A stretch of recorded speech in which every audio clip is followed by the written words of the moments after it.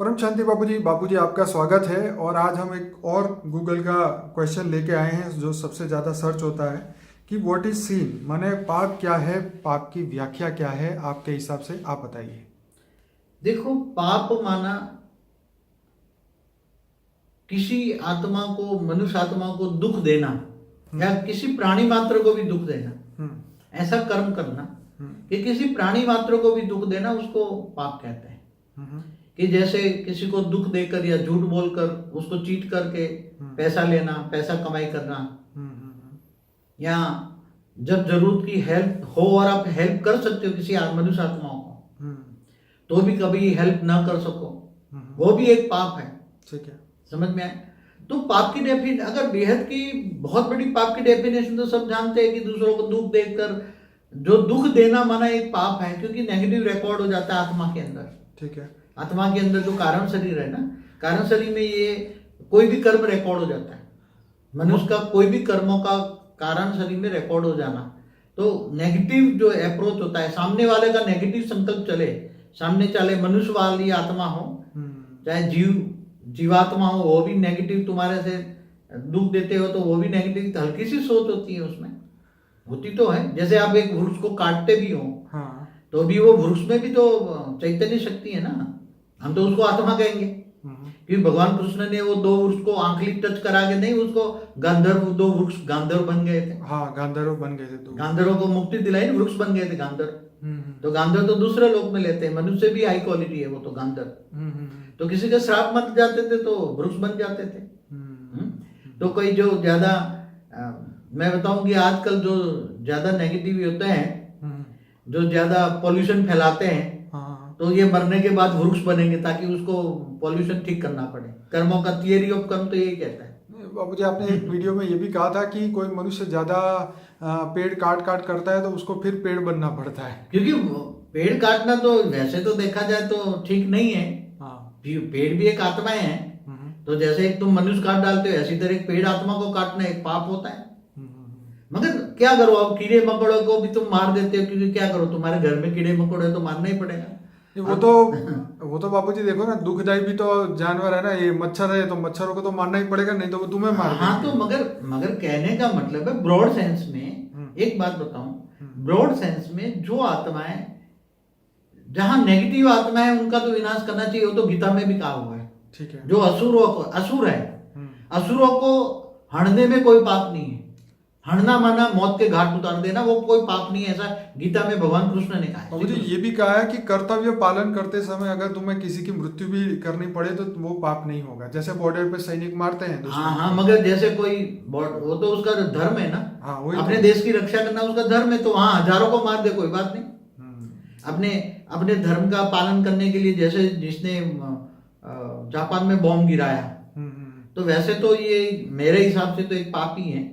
अपने धर्म की रक्षा ऐसी तरह नहीं की जाती। अरे धर्म तो परमात्मा ने बनाया, तो वो अपने हिसाब से करेगा ना, मतलब अपने देश की रक्षा ऐसी तरह नहीं की जा सकती। हाँ, ये तो तुम एक बॉम्ब करके आ जाओ, एक परमाणु बॉम्ब का विस्फोट कर दो, सारी दुनिया का विनाश कर दो, और बोले नहीं मैं तो ये चाहता दुनिया खराब हो गई है, ये परमात्मा का काम है विनाश करना। अर्ध प्रलय करना, प्रलय करना, कल प्रलय करना, महाकल प्रलय, महाकाल प्रलय, ये सब परमात्मा का काम है, तुम्हारा काम नहीं है, वो करवा लेगा। हाँ, मगर मनुष्य को निमित्त बन जाता है तो पाप कर्म तो होता ही नहीं। तो बाबूजी बात यहाँ पे ये थी कि मनुष्य की आदत ये पड़ गई है आते जाते रास्तों में लोगों को बद्दुआएं देना, गालियां देना, तो ये चीजों की हम बात करेंगे, क्या ये सब चीजें पाप गिनी जाएगी? ये तो मैंने बोला है, परचिंतन पतन की जड़ है, वीडियो बोला हुआ है। जब दूसरों के लिए नेगेटिव सोचती है आत्मा, तो उसका नेगेटिव ओरा ब्लैक ओरा बन जाता है, और उसका संकल्प नेगेटिव वाली आत्माओं को टच होता है, और उसको भी टच होता है, तो उसमें भी नेगेटिव ओरा ही है, वो ऐसी आत्मा ही है, तो उसका ओरा बार बार उसको याद करोगे तो उसको संकल्प तुम्हारा जाएगा, वहां से नेगेटिविटी लाएगा, और तुम और नेगेटिव। तो इसलिए बोला है पर चिंतन, माना दूसरों का चिंतन करना पतन की जड़ है, इसलिए स्वचिंतन करो। मैंने उस वीडियो में बहुत डिटेल में बताया, आप देख लेना। पर चिंतन तो करना चाहिए, याद करना है तो परमात्मा को करो ना, तुम आत्मस्वरूप बन में ऑलमाइटी अथॉरिटी से पावर लो ना, तुम पावर हाउस से कनेक्शन जोड़ो ना, योग करो ना पावर हाउस से। किसी मनुष्य आत्मा को क्यों याद करते हो, क्या मिलेगा उससे?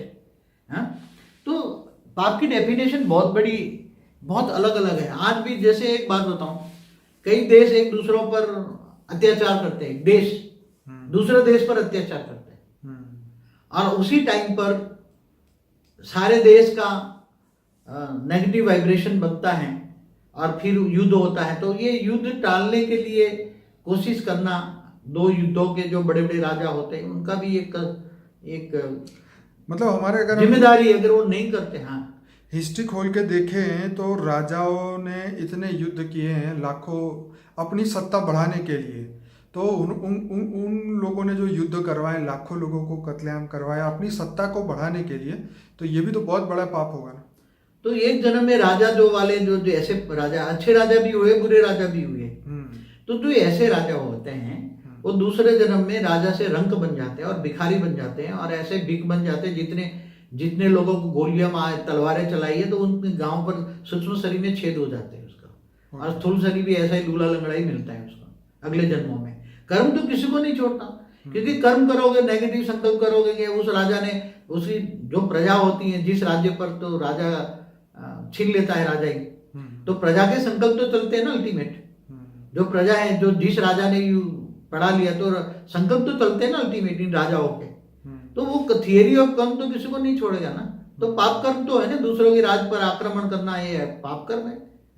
पहले तो छीना झपटी का ही काम चलता था ना, मतलब एक राजा दूसरे राजा का राज्य ही हड़प कर लेता था, शांति से जीने नहीं देते, जहाँ देखो बस लड़ाई लड़ाई। शांति का तो माहौल शायद उस समय भी नहीं था। तो हम तो देखो ना, द्वापर से शांति नहीं है ना। हाँ। त्रेता में भी राम अवतार लास्ट में हुए, त्रेता के अंत में राम अवतार हुए ना, भगवान राम हुए। तो उसी टाइम पर भी तो राम को भी तो, राम ने भी सीता को भेज दिया था ना। एक धोबी के कहने पर वो बेचारे लव कुश का जन्म जंगल में हुआ था, वो वाल्मीकि ऋषि के आश्रम में। बिल्कुल। हाँ, तो उसने भी भेज दिया था ना, राम ने भी। राम को भी जंगल में जाना पड़ा, वनवास भोगना पड़ा, फिर राम को रावण पे युद्ध करना पड़ा। तो ये सब और राजा होके पब्लिक की बात सुनेंगे तो फिर तो यही होगा ना। पब्लिक तो पब्लिक है ना, वो तो अच्छी भी हो सकती, बुरी भी हो सकती है। तो जो जैसा होगा उस हिसाब से बात करेगा। मगर राजा को इतना बड़ा डिसीजन लेने की क्या जरूरत थी? राजाओं को अपनी मन की बुद्धि का लेना चाहिए ना। वही तो, अपने मन को पूछना क्या किसी के कहने से तुम अपनी पत्नी को भेज देंगे जंगल में, और वो भी जब 2 बच्चे देने वाली हो। हाँ, तो मतलब कहने का मतलब है, तो राम के टाइम पर रावण नहीं था, त्रेता के अंत में। और पूरा द्वापर माना 8,64,000 बीत गया, और शिव पंथी और वैष्णव पंथियों की लड़ाई में। और बाबूजी शायद उस कारण का, उसके पीछे रीजन यही था कि नारद का जो श्राप था, विष्णु को लगा कि भाई तुम भी जैसे मैं तड़प रहा हूँ ऐसे तुम भी तड़पोगे, और तुम अपनी भार्या के साथ नहीं रह पाओगे, तुम्हें ये जाके वनवास जाना पड़ेगा। ये सब ये भी कहा जाता है, जो भी शास्त्रों में लिखा। मैं तो आपकी बात कर रहा हूं। ये जो आपस में लड़ाई झगड़ा का मूल कारण तो ब्रह्मा विष्णु शंकर ही है ना इस ब्रह्मांड के। जो ब्रह्मा द्वारा सृजन, विष्णु द्वारा पालना और शंकर द्वारा विनाश, इनका कार्य है। ये तीनों का कार्य है। मगर वो कार्य से अतिरिक्त अपने अपने भक्त अलग थे। तो जैसे भोलेनाथ शंकर कहते हैं, तो शंकर के भक्त आसुरी वृत्ति वाले भूत प्रेत थे, और ये असुर थे। शुक्राचार्य जैसे असुरों के गुरु थे, और देवता वो विष्णु को मानने वाले। तो 2 पंथ संप्रदाय आपस में टकराते हैं, तो टकराना भी एक तो पाप है ना, तो रोकना चाहिए ना। इन देवताओं का क्या काम है? ब्रह्मा विष्णु शंकर का क्या काम है? 3 देवताओं का क्या काम है? इन 3 देवियां भी देखो। तो ये सब ये चलता रहा। पाप किसको कहोगे तुम? हर पल पल पल में पाप भरा है, और पाप के नेगेटिव वाइब्रेशन से, नेगेटिव एक्ट से पूरा वायुमंडल नेगेटिव भरा पड़ा है। और नेगेटिव जब श्वास में भी जाता है तो नेगेटिव बन जाता है इंसान। मैंने कई वीडियो में बोला हुआ है। चलिए, मगर इसकी बजाय परिवर्तन का सोचो ना। पाप की डेफिनेशन बहुत हो गया, पुण्य की डेफिनेशन सोचो। पुण्य किसको कहते हैं? सारे विश्व को परिवर्तन करो, ये पुण्य है। ये सही है। ये सबसे अच्छी बात। अब पुण्य की डेफिनेशन देखो, अपने धर्मनाथ जात से परे होकर ऑलमाइटी को ढूंढो ना तुम। हुई तो ऑलमाइटी अथॉरिटी को याद करो, आत्मस्वरूप बनो। पहले तो स्वयं को पहचानो, अपने आप को पहचानो, और आत्मस्वरूप बनो के आत्मा में पावर लो, आत्मा तमो प्रधान बन गई। तो ऑलमाइटी अथॉरिटी को याद करो, और ऑलमाइटी की अथॉरिटी पावर लेकर परम शांति के वाइब्रेशन फैलाओ, और चारों यार परम शांति के वाइब्रेशन फैलाओ। ये पुण्य का काम करो ना। चारों परम शांति हो जाएगी। आत्मस्वरूप में स्थित होकर पावर से परम शांति के वाइब्रेशन फैलाओगे तो लोगों को परम शांति टच होगी। तो लोग शांति के लिए तरस रहे हैं ना अभी।